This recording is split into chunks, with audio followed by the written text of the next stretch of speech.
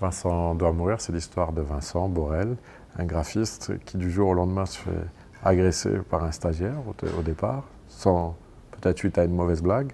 Puis ces agressions dans l'entreprise, sans raison apparente, vont se multiplier.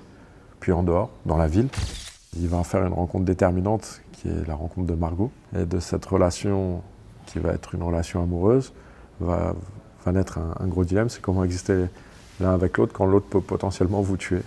Et c'est l'histoire d'un... En fait, cette histoire, c'est l'histoire d'un gars dont on ne sait pas pourquoi il se fait agresser, mais on se demande comment il va faire pour survivre dans ce monde de fous.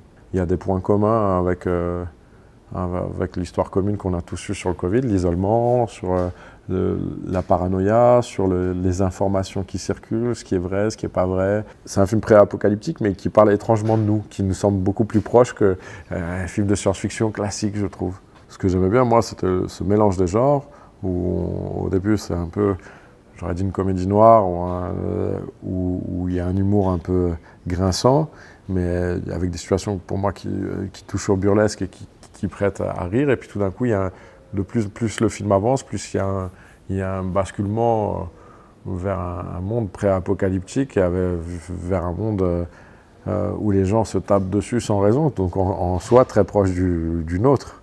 Parfois, il a une tonalité, effectivement, film de zombies, et en même temps, il en garde une originalité de par les corps qu'il propose, qui s'entrechoquent, puisque c'est des corps du quotidien. J'aimais bien aussi l'idée d'une histoire d'amour dans un monde violent.